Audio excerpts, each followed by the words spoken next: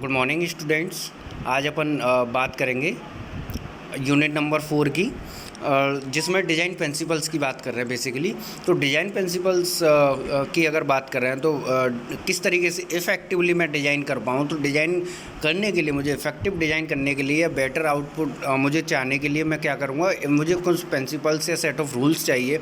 ठीक है, जैसे मैंने बताया इफ़ेक्टिव डिज़ाइन मॉड्यूलर किस तरीके से करेंगे, मॉड्यूल्स की डिज़ाइन किस तरीके से करेंगे, डिज़ाइन फंडामेंटल्स क्या क्या है, डिज़ाइन स्ट्रेटेजीज़ कौन सी है, डिज़ाइनिंग अप्रोचेस कौन से। तो मैंने उसकी बात करी थी। आज अपन बात करने वाले हैं डिज़ाइन प्रिंसिपल्स की।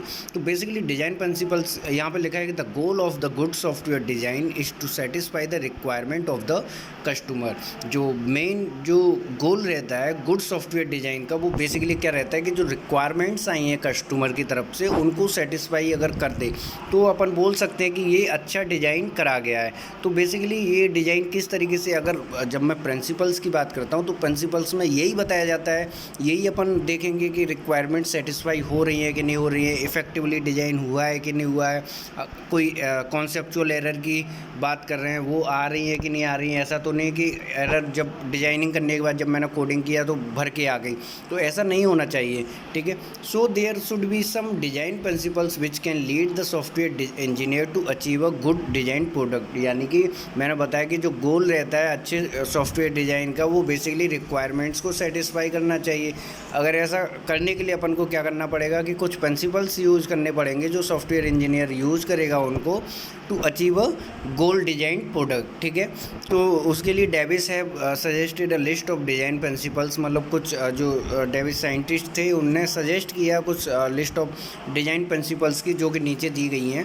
पहला है the design process should not suffer from tunnel vision. यहाँ पे टनल विजन की बात कर रहे हैं। टनल विजन बेसिकली कि अगर अल्टरनेटिव डिज़ाइन है, अल्टरनेटिव सॉल्यूशंस हैं, तो उनके करेस्पॉन्डिंग ये जो है वो सफ़र नहीं होना चाहिए। यानी कि जो अपन डिज़ाइन किए हैं वो जो डिज़ाइन प्रोसेस है should not suffer from tunnel vision. Alternative approaches रहेंगे, अल्टरनेटिव डिज़ाइंस रहेंगी, उनसे ये किसी भी तरीके से सफ़र नहीं होना चाहिए।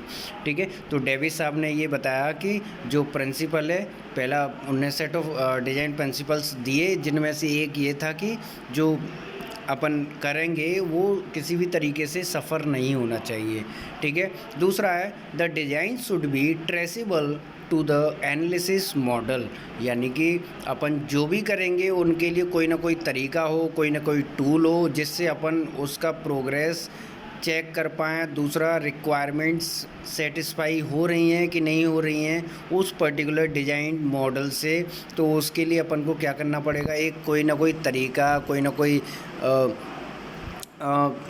वे होना चाहिए। ठीक है, तो वही लिखा है कि इट्स इसेंशियल, मतलब ये इसेंशियल है, ऐसा होना चाहिए। अगर डिज़ाइन स्ट्रेटजी की मैं बात कर रहा हूँ या मैं डिज़ाइन प्रिंसिपल्स की बात कर रहा हूँ, तो डिज़ाइन प्रिंसिपल में क्या है कि मैं वो ट्रेसेबल होना चाहिए जो एनालिसिस मॉडल के लिए। ठीक है, तो वहाँ पे वही है कि it is essential to have some way to see. यानी कि इसेंशियल है, मैंडेटरी है, to see, to have some way to see that requirement have been satisfied by the design model।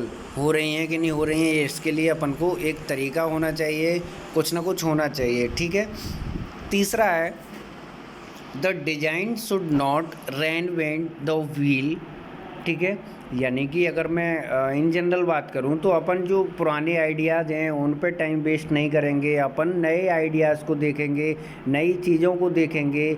मतलब जो भी अपन टाइम देंगे, जैसे अपन के पास रिसोर्सेज भी लिमिटेड हैं, टाइम भी लिमिटेड है, टाइम शॉर्ट भी है, तो उन चीज़ों को अपन मतलब प्रॉपर यूटिलाइज़ करेंगे। ठीक है, तो वही यहाँ पे लिखा है कि अगर एज टाइम इज़ शॉर्ट, अपन को पता ही है कि time is short and resources are limited. ठीक है, resources are limited to design. ठीक है, तो time should be invested in representing truly new ideas, not to check the previously generated components.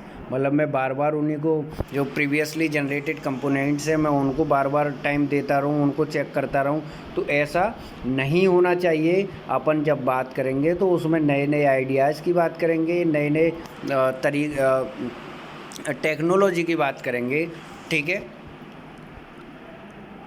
Next है कि design is not coding, coding is not designing, ठीक है, या डिजाइन। तो basically अपन इस तरीके से बात करते हैं कि design is not coding, coding is not design. तो इसमें अपन बता रहे हैं कि जब अगर एचडीएलसी की बात करें तो एचडीएलसी में भी अपन ने देखा है कि डिजाइनिंग और कोडिंग एक अलग ही अलग फेज हैं दोनों, मतलब किसी भी तरीके से ऐसा नहीं है कि मैं एक ही में रख दूं। डिजाइनिंग के बाद अपन जब प्रॉपर डिजाइन हो जाएगी, ठीक है, उसके बाद अपन क्या करेंगे, कोडिंग स्टार्ट करेंगे। Coding is not design, coding design नहीं है, डिजाइन कोडिंग नहीं है। अपन जो डिजाइनिंग कर रहे हैं किसी भी फेज़ के लिए, किसी भी प्रोडक्ट के लिए, तो वहाँ पे क्या है कि उसको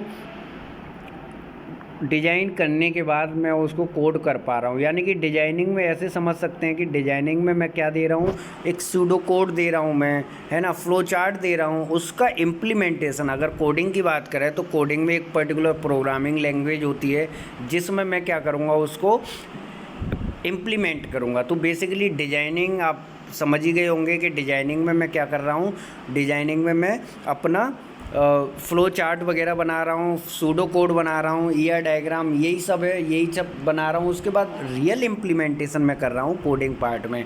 तो इसीलिए मैंने बोला कि design is not coding, coding is not design, ठीक है। बाकी नेक्स्ट लेक्चर में बात करेंगे। Thank you.